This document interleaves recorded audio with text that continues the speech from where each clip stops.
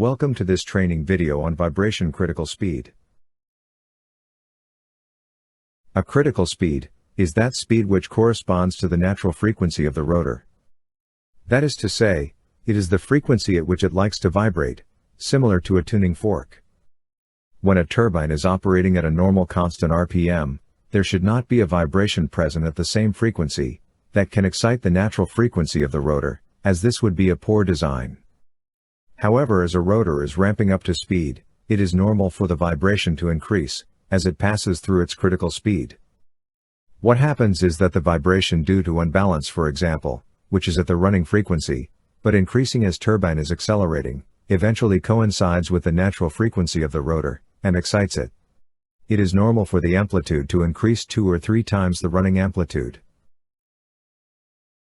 In this real example, the Pratt & Whitney FT8 startup data was recorded. The light green line is the power turbine vibration transducer. The unit is a 50 Hz generator, and you see the generator speed leveling off at 3000 RPM. If you follow the red dotted line down and see where it intersects the generator speed line. The speed of the generator was 2250 RPM at this moment, so it is nowhere near the running speed. This is a good design. Notice how quickly the amplitude of the power turbine sensor spikes and falls. This is typical of a critical speed. On the FT8, the alarm and shutdown levels are increased during the acceleration period, to allow the turbine pass through the critical speed without tripping. This is given the name trip multiply. There are 3 restraining forces that resist the operating forces of the machine. These are mass, stiffness, and damping, and without them the machine would disintegrate.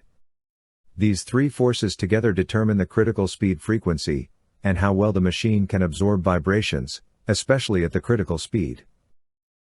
However, the 3 forces are not in phase with each other. Note that acceleration is out of phase with velocity by 90 degrees, and velocity is out of phase with displacement by 90 degrees. Also note that inertia is proportional to acceleration. Damping is proportional to velocity. Stiffness is proportional to displacement. Therefore, inertia, also called mass, and the force of stiffness are 180 degrees opposite, and at the critical speed the amplitude of both are equal, therefore they cancel each other out. This leaves the damping force as the only restraining force at the critical speed. This is why the amplitude of the vibration increases at this point. Now consider the effect frequency W has on the magnitude of the various restraining forces. Stiffness, it can be noted, is proportional to displacement of vibration, and thus the stiffness force is not affected by the frequency of the exciting force. In other words, the stiffness force is constant regardless of frequency. The inertia force, on the other hand, is proportional to vibration acceleration, which is proportional to frequency squared. In other words, the inertia force increases with the square of the exciting force frequency. When the 2 cross over, the forces cancel each other out. Another important fact is that the phase angle of the vibration that is exciting the rotor changes by 180 degrees going through its critical.